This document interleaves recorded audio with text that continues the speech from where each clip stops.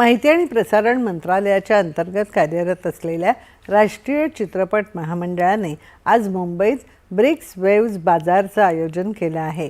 माहिती आणि प्रसारण सचिव चंचल कुमार, राज्याचे सांस्कृतिक मंत्री आशिष शेलार, इफ्फीचे महोत्सव संचालक आशुतोष गवारीकर आज उद्घाटन समारंभाला उपस्थित होते।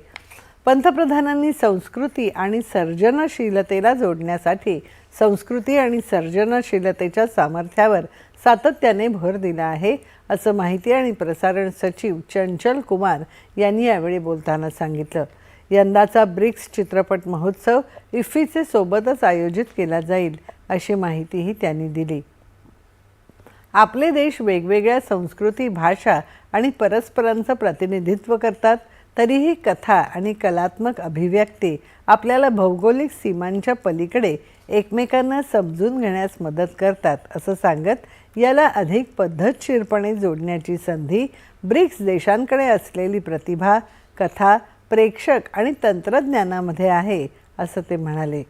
वेव्ज बाजारामधील कल्पना सर्जनशील देवाणघेवाण ही संवादाच्या पलीकडे जाऊन सहकार्यात रूपांतरित झाली पाहिजे, अशी अपेक्षा त्यांनी व्यक्त केली। उद्घाटन सत्राला संबोधित करताना सांस्कृतिक कार्यमंत्री आशिष शेलार यांनी भारताच्या मनोरंजन क्षेत्राच्या महत्त्वावर सातत्याने भर दिल्याबद्दल पंतप्रधान नरेंद्र मोदींची प्रशंसा केली। पंतप्रधानांच्या नेतृत्वाखाली भारताचा वैविध्यपूर्ण मनोरंजन उद्योग देशाची सांस्कृतिक ताकद जगासमोर मांडत असल्याचं त्यांनी नमूद केलं। केंद्र आणि राज्य सरकारांनी मनोरंजन क्षेत्रात व्यवसाय करणं अधिक सुलभ करण्यासाठी प्रयत्न केले आहेत, ज्यामुळे गुंतवणूक आणि विकासासाठी अधिक अनुकूल वातावरण निर्माण झालं आहे, असं शेलार म्हणाले।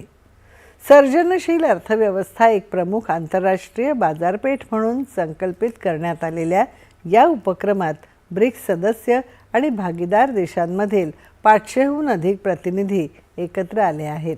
यामध्ये सरकार, उद्योग संघटना, निर्माते, गुंतवणूकदार, प्रसारक, OTT मंच, तंत्रज्ञान कंपन्या, स्टार्टअप्स, सांस्कृतिक संस्था आणि सर्जनशील क्षेत्रातील उद्योगांचे प्रतिनिधी यांचा समावेश आहे।